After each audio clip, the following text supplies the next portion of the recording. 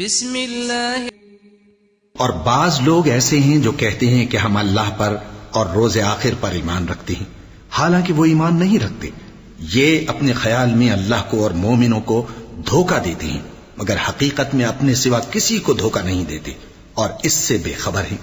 ان کے دلوں میں کفر کا مرض تھا، اللہ نے ان کا مرض اور زیادہ کر دیا، اور ان کے جھوٹ بولنے کے سبب ان کو دکھ دینے والا عذاب ہوگا۔ اور جب ان سے کہا جاتا ہے کہ زمین میں فساد نہ ڈالو تو کہتے ہیں کہ ہم تو اصلاح کرنے والے ہیں۔ دیکھو یہ بلا شبہ مفسد ہیں لیکن خبر نہیں رکھتے۔ اور جب ان سے کہا جاتا ہے کہ جس طرح اور لوگ ایمان لے آئے تم بھی ایمان لے آؤ تو کہتے ہیں بھلا جس طرح بے وقوف ایمان لے آئے ہیں اسی طرح ہم بھی ایمان لے آئیں۔ سن لو کہ یہی بے وقوف ہیں لیکن نہیں جانتے۔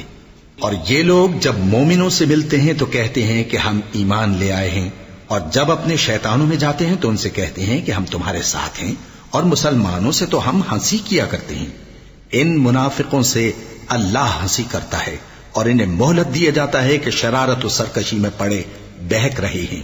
یہ وہ لوگ ہیں جنہوں نے ہدایت چھوڑ کر گمراہی خریدی، تو نہ تو ان کی تجارت ہی نے کچھ نفع دیا اور نہ یہ ہدایت یاب ہی ہوئے۔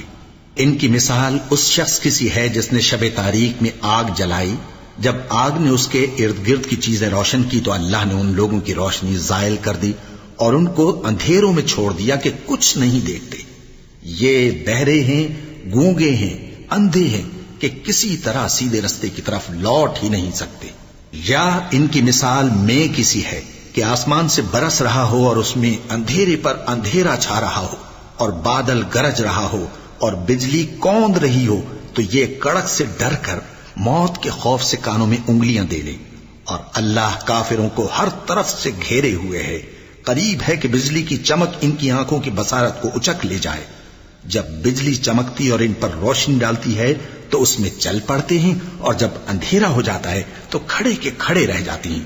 اور اگر اللہ چاہتا تو ان کے کانوں کی سنوائی اور آنکھوں کی بینائی دونوں کو زائل کر دیتا۔ بلا شبہ اللہ ہر چیز پر قادر ہے۔ سبسکرائب کیجئے ہمارے چینل اور دبائیے بیل کا آئیکن تاکہ آپ کو ریگولر نوٹیفیکیشن اپڈیٹس مل سکے۔